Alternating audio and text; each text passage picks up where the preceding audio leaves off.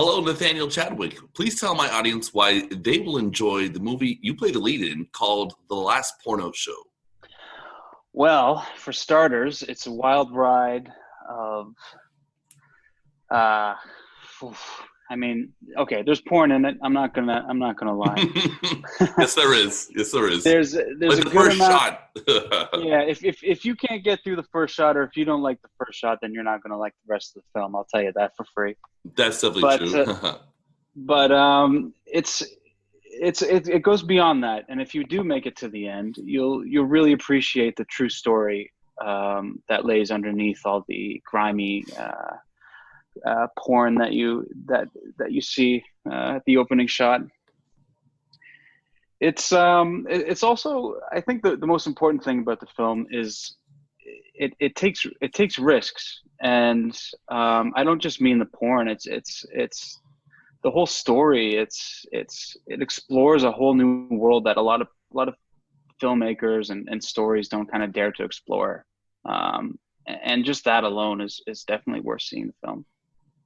Yeah, it definitely goes to some dark emotional places, but it's also really funny. Yeah, for sure. It's not just dark, and it's not just about porn. There's definitely a lot of humor in it. Most definitely. So when you read the script for the first time, did the material remind you of any other seedy movies? Like quality seedy movies, though, I mean. Yeah. The first thing I thought of was Taxi Driver. And I don't know if it's because there's kind of like the 70s kind of feel to the script and to the movie, but also kind of how a character kind of goes to, an unexplored terrain for himself. And another movie that I actually thought about to kind of get into character was Polanski's The Tenant. Oh. And kind of similarities there with the main character, who kind of goes down, kind of spirals into a whole other world. Yeah, The Tenant's awesome. I love the Apartment trilogy. Yeah. That's wicked. So the movie's key set is a porno theater. Have you ever been to a porno theater? And I guess before this, would you ever go to a porno theater? And what are your thoughts on the consumption of porn in general? Yeah, I've never been to a porno theater. I don't even know if they exist anymore. I'm pretty sure they don't. Not in Toronto, anyways.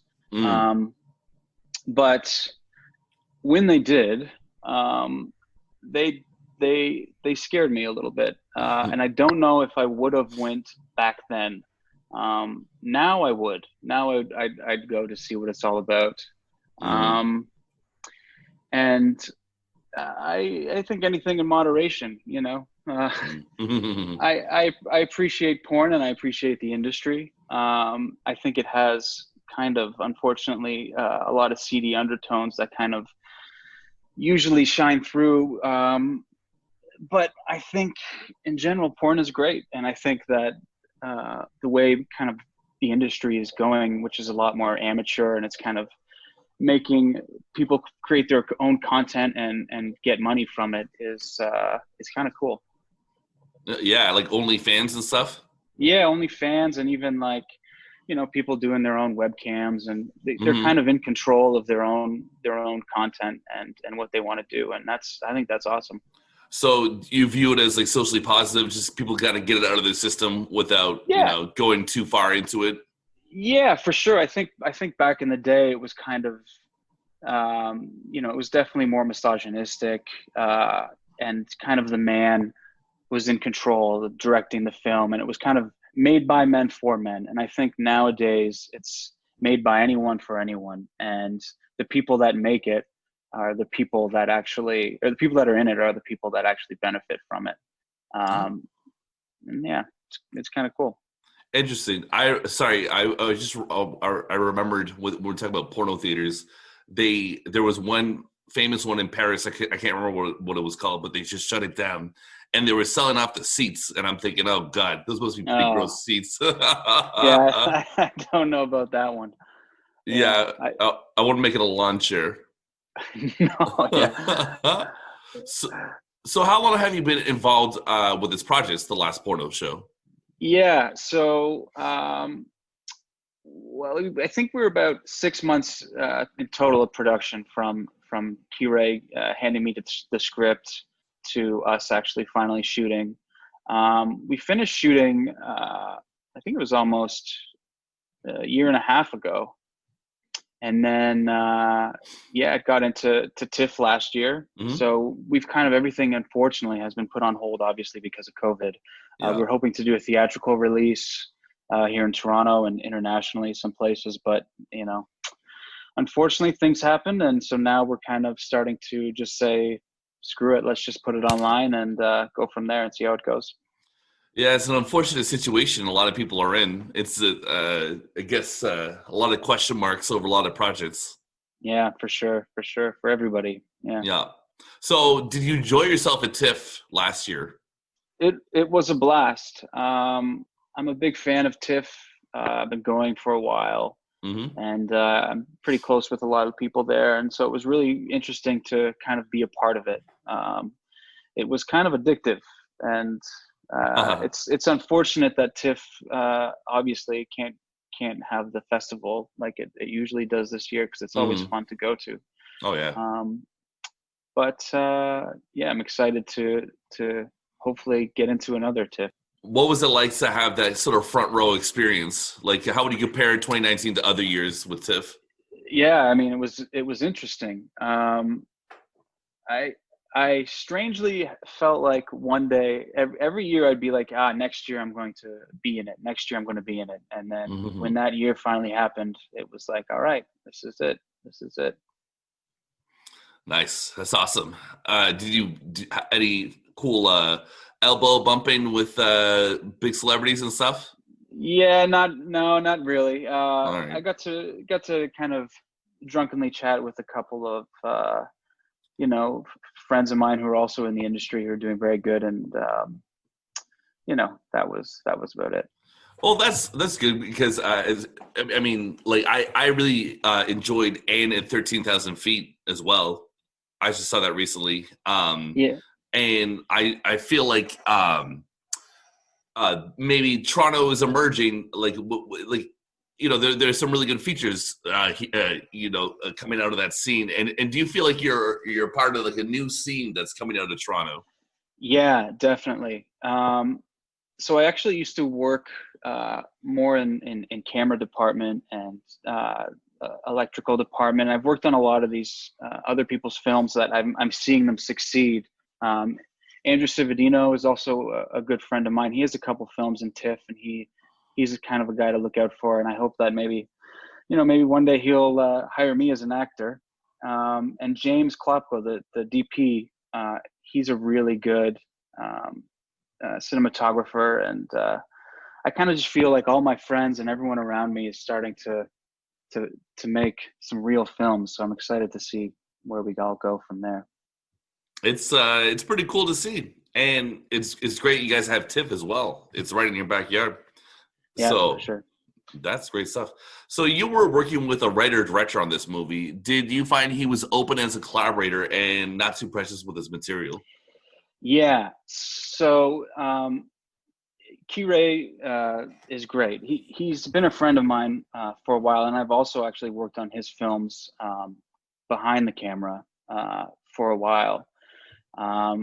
So it felt like a natural collaboration. But beyond that, with him working with other people who he just met, he's such a good person to work with because he's completely open to whatever ideas you have as an actor. And obviously as an actor, that's always great.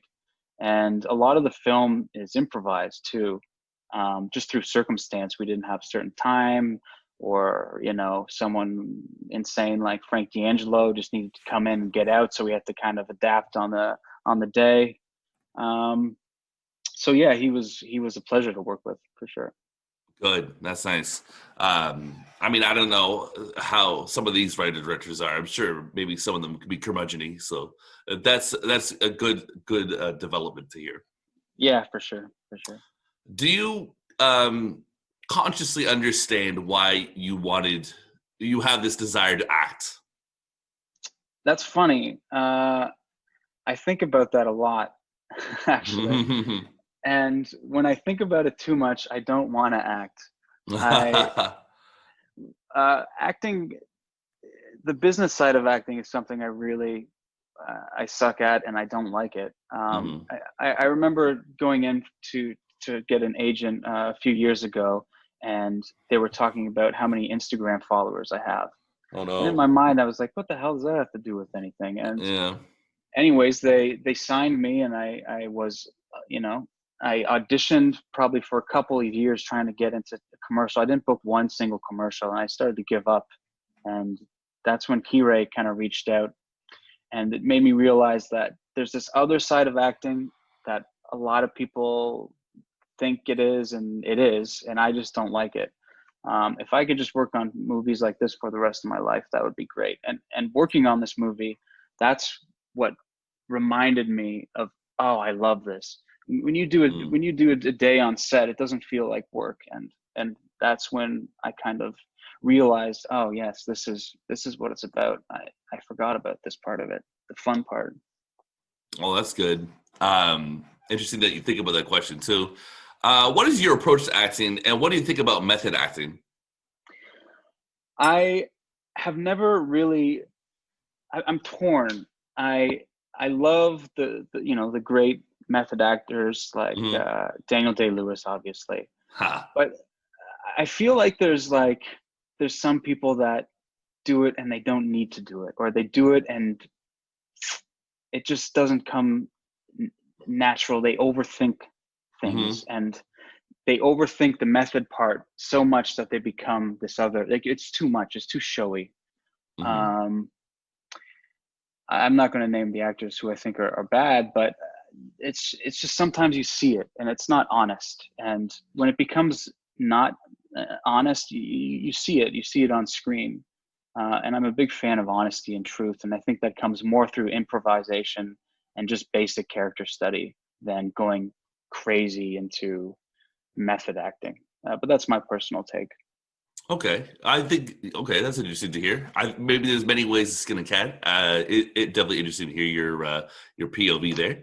I think Daniel Day-Lewis is the only one who can really pull it off. Let's just say that. Well, There'll Be Blood is that's a great performance, right? That's one of my favorite movies. So yeah. Oh yeah, awesome movie. All right, Nathanael, thanks so much for your time. One more question: what have you been up to during COVID-19? Oh man, drinking a lot of wine and playing a lot of video games. I've had regained my appreciation for video games, and actually was talking to another interviewer, and I can see this cool merge of the film industry and the game industry finally happening with these really cool narrative-driven stories. And I hope that one day I also merge into the video game industry as an actor performer as well. Thank you very much for your time, and good luck in the future. Awesome. Thanks, Mike. Take care. Take care, buddy.